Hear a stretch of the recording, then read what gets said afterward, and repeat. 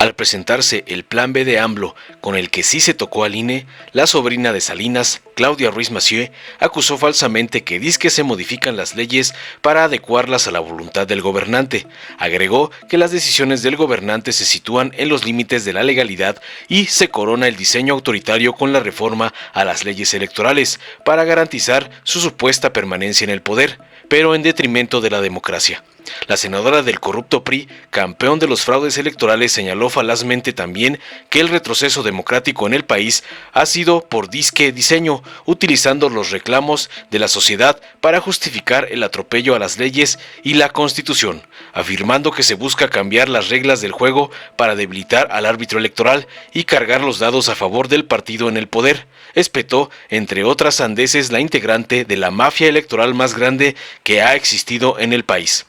Ante tanta simulación de la hipócrita priista, la valiente senadora Eunice Romo, del partido Encuentro Social, apuntó a las distintas reformas electorales que han sido importantes, pero señala inteligentemente que están lejos de cumplir con la demanda del pueblo de una democracia auténtica, donde todas las voces e ideologías sean escuchadas y tomadas en cuenta. Aseveró con claridad que a la oposición le molesta que se toquen sus privilegios y los de aquellos que han vivido del INE.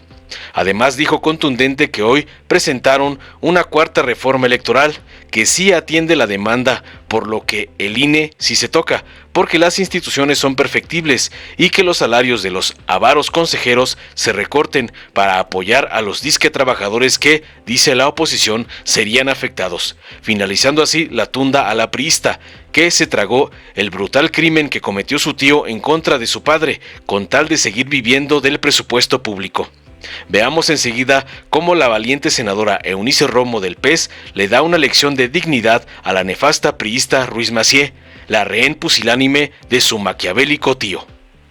Gracias, presidenta. Compañeras y compañeros, subo a esta tribuna con plena claridad de lo que hoy se va a votar. Y lo voy a decir con todas sus letras. Hoy, lo que cada uno de nosotros, senadoras y senadores de la República, tenemos que decidir es si votaremos a favor de la democracia o a favor de consolidar un régimen autoritario. Y no exagero, desde hace 4 años nuestro país ha vivido un retroceso democrático permanente.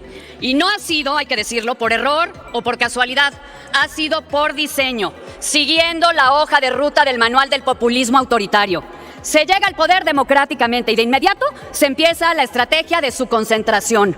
Se utilizan los reclamos legítimos de la sociedad para justificar el atropello a las leyes y a la Constitución, que se caracterizan como un obstáculo para responder a las demandas populares. Se prometen salidas fáciles a problemas que por naturaleza son complejos.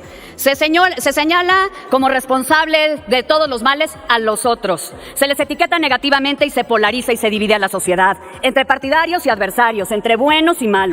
Se diluyen los contrapesos, se intimida al Poder Judicial y se exige la abyección del Poder Legislativo.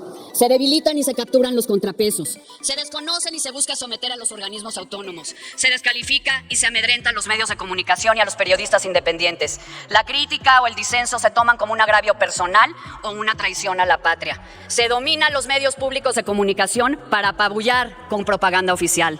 Se direcciona el gasto presupuestal para alimentar a sus partidarios y a la clientela electoral. Se nombra incondicionales en las responsabilidades públicas y se integran, por lo tanto, gobiernos incompetentes. Las decisiones se toman por una persona que no escucha a nadie y la opacidad y la discrecionalidad se vuelven la norma. Inexorablemente se desmantelan las instituciones democráticas y las capacidades del Estado. Se modifican las leyes para adecuarlas a la voluntad del gobernante, en lugar de que las decisiones del gobernante se sitúen en los límites de la legalidad. Y se corona el diseño autoritario con la reforma a las leyes electorales para garantizar la permanencia en el poder en detrimento de la democracia. Esa es la ruta que han seguido todos los autócratas del mundo, como Bolsonaro en Brasil, como Orbán en Hungría, como Erdogan en Turquía, y la ruta que hoy se está siguiendo en México. Como la ciudadanía impidió la reforma constitucional para someter a las autoridades electorales y vulnerar a las oposiciones, ahora se va al siguiente paso: usar la mayoría para modificar las reglas de la competencia electoral para favorecer al partido en el gobierno. Y no es que nuestro sistema electoral sea perfecto, que no haya cosas que se puedan mejorar, es que el contenido, la forma y el tiempo de esta reforma están todos mal y van en contrasentido de la construcción democrática de México. Porque no nos engañemos, no estamos debatiendo sobre cómo hacer menos onerosa la democracia electoral. Estamos debatiendo un dictamen que quiere cambiar las reglas del juego para debilitar al árbitro y restarle capacidades, que quiere cargar los dados a favor del partido en el gobierno y que quiere eliminar el piso parejo para que todos los partidos puedan competir en equidad en los procesos electorales. No es un asunto de dinero, es un asunto de vulnerar los principios y valores democráticos para limitar a la pluralidad, para menoscabar el ejercicio de los derechos políticos de los ciudadanos y para restarle eficacia a las instituciones electorales. Por eso, este dictamen es una traición a la democracia y una etapa más en la consolidación de un régimen autoritario. Porque al modificar la estructura del INE, le están restando capacidades para que no pueda cumplir su función de organizar las elecciones con plenas garantías a la libertad del sufragio ciudadano. Y con ello va a estar en riesgo la integración de las casillas, su ubicación, la capacitación oportuna y eficiente y suficiente de la ciudadanía que hace la elección y la certeza del resultado electoral. Se vulnera la confiabilidad en el padrón y se viola la Constitución al desarticular el Servicio Profesional Electoral Nacional. Pero también se quiere dar ventajas indebidas al partido oficial. Lo que siempre ha sido un acto anticipado de precampaña ahora no lo va a ser porque piensan hacerlo exigible hasta que inicie el proceso electoral a finales de este año. Es decir, todo lo que han venido haciendo no se va a poder sancionar. Vamos a seguir viendo funcionarios del gobierno utilizando recursos públicos para promover sus candidaturas, violentando ya no la ley porque la van a modificar con su mayoría, sino violentando los principios de equidad y legalidad que constitucionalmente rigen las elecciones y los valores democráticos que se supone que compartimos. En lugar de no realizar actos que constituyan violaciones a la ley, van a cambiar la ley para que lo que hacen ya no sea violatorio de la misma. Díganme si eso no es traicionar el pacto democrático y si eso no es vulnerar los principios y valores que sustentan la democracia. Más allá de los requisitos procedimentales formales, la forma política ha sido totalmente abandonada por la mayoría oficialista y las formas democráticas totalmente ausentes. Es una propuesta impuesta, no construida con la pluralidad política y la concurrencia de la sociedad como debe ser en democracia. Estamos ante una propuesta redactada desde el poder para favorecer el poder. No ha habido diálogo ni búsqueda de acuerdos, solo platican entre ustedes. Renunciaron al acompañamiento de cualquier fuerza o grupo distinto a los oficialistas. Porque tienen una mayoría aritmética, van a poder imponer su reforma y quizá por un tiempo su contenido sea legal, pero nunca va a ser legítimo. Hablo ahora del tiempo, de la oportunidad, o mejor dicho, del momento político y el contexto en el que están planteando esta reforma.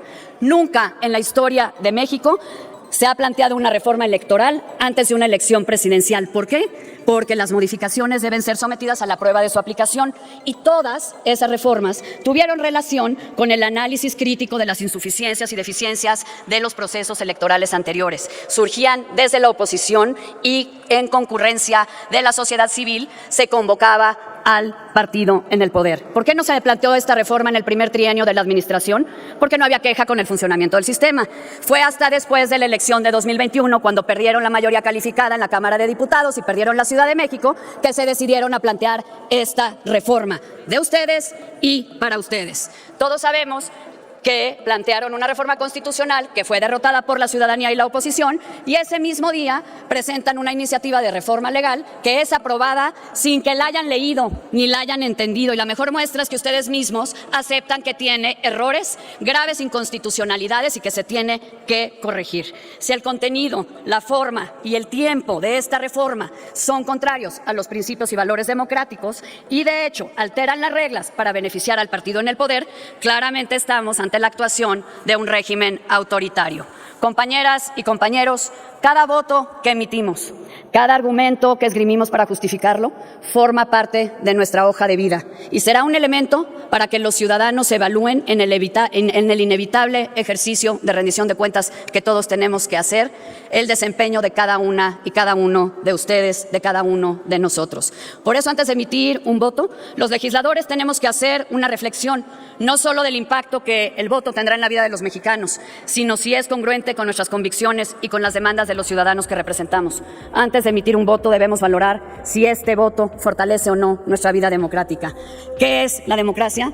Es una forma de convivencia entre personas basada en la igualdad, en la libertad, en la justicia, en la tolerancia, en la sujeción a la ley. Y para florecer necesita autoridades que se sometan a la ley, división de poderes, contrapesos, una prensa libre, una ciudadanía poderosa, firme y valiente que todos los días exija que quienes tenemos un cargo público respetemos la ley y los principios democráticos. Es momento de definiciones. ¿Se está con la autocracia o se está con la democracia? Aquí no hay medias tintas. Quien divide al país entre buenos y malos practica la autocracia. Quienes dialogan en la diversidad política practican la democracia. ¿Qué va a hacer, compañeros de Morena y del oficialismo? ¿Retroceso o avance?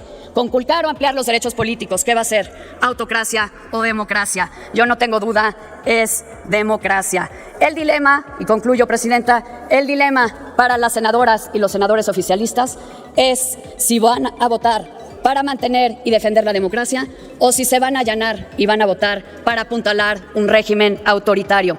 Yo no tengo duda, voy a votar por la democracia y con mi voto me voy a parar con mucho orgullo al lado de millones de ciudadanos que dicen con razón y con pasión que en la consolidación de nuestra democracia ni un paso atrás. ¿Qué va a hacer, compañeros?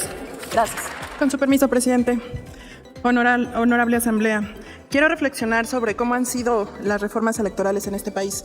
Yo sé que ya muchas y muchos han subido a esta tribuna a hacer lo propio, pero estoy segura de que vamos a llegar a reflexiones completamente distintas, porque hacemos el recorrido histórico de esta transformación que ha vivido el proceso democrático en nuestro país, pero llegamos a conclusiones distintas y en eso yo puedo respetarlo. Sin embargo, no permito que haya calificativos para nosotras, quienes creemos que en este momento se necesita una transformación de fondo para el INE. Voy a iniciar reconociendo que estas reformas electorales en el país no han sido solo parte de un ejercicio legislativo, sino que también en este proceso, en este cambio, se ha condensado la esperanza de generaciones que luchan por un México democrático, jóvenes estudiantes que exigieron a las autoridades una auténtica participación y mayores libertades. Pueblo que no conoce su historia se sabe condenado a repetirla. Por eso me interesa hablar de 3 momentos importantes de la vida electoral de nuestro país. La primera reforma, de mayor trascendencia en el 46, al crearse la Ley Federal Electoral y la Comisión Federal de Vigilancia Electoral. En los años 70 y 80, un segundo momento, donde se realizan modificaciones para reconocer a los partidos de oposición que no eran sujetos para participar en las elecciones. Con ellos se incrementaron los espacios de representación en el Congreso y se garantizó el acceso a los medios de comunicación y recursos públicos. El tercer momento, en la década de los 90, cuando se crea un instituto imparcial, y quiero recalcarlo, imparcial, el instituto en los 90 se creó con este carácter. Para que diera legitimidad a los resultados de las elecciones, se transitó de un partido de Estado a un Estado de partidos. Estas 3 reformas a las que me he referido han sido importantes, pero están lejos de cumplir con una demanda que actualmente solicita el pueblo de México. Una democracia auténtica donde todas las voces e ideologías sean escuchadas y tomadas en cuenta. Hoy presentamos una cuarta reforma que sí atiende la demanda, sí es una cuarta reforma electoral. El INE sí se toca, porque las instituciones son perfectibles, porque debe corresponder a las necesidades del pueblo. Lo que a la oposición le molesta, y es ahí a donde llegamos a reflexiones distintas, es que se toquen sus privilegios y los de aquellos que han vivido del INE, como todos los que hoy votarán en contra. México es uno de los países con un sistema electoral y de partidos que genera gastos de magnitud impresionante. Nuestro país no puede ni quiere seguir manteniendo un sistema electoral caro. Las modificaciones legales que se han logrado en la cuarta transformación han demostrado que se puede ser más efectivo con mucho menos dinero. Y ahora avanzaremos en garantizar el ejercicio de los derechos político-electorales de la ciudadanía, mediante una reestructura de la organización, administración y ejecución de los recursos de las instituciones electorales a nivel federal y a nivel local. También la propuesta que hoy discutimos, y eso no los he escuchado decir, es que elimina prebendas de las que gozaba este instituto, como fondos y fideicomisos y, por supuesto, las altas remuneraciones con las que cuentan los altos funcionarios. Cabe aclarar que estas modificaciones no afectan a los trabajadores como aquí se ha dicho, y en todo caso, que los consejeros electorales se reduzcan el salario para que estos trabajadores no se vean afectados. Es inconcebible que las personas servidoras públicas en materia electoral continúen violando la Constitución, ganando cantidades excesivas. Este discurso de que nos estamos metiendo con los trabajadores es violento porque quieren ganar de la forma más atroz, pero no lo están logrando. La reforma electoral ordena que las percepciones salariales de las y los servidores públicos del INE y del Tribunal Electoral del Poder Judicial de la Federación sean inferiores al salario del presidente de la República. Nadie está por encima de la ley. Pero esta reforma no solo se trata de hacer ajustes presupuestales, también atendemos una deuda pendiente con aquellos grupos vulnerables que durante muchos años fueron relegados del ejercicio público.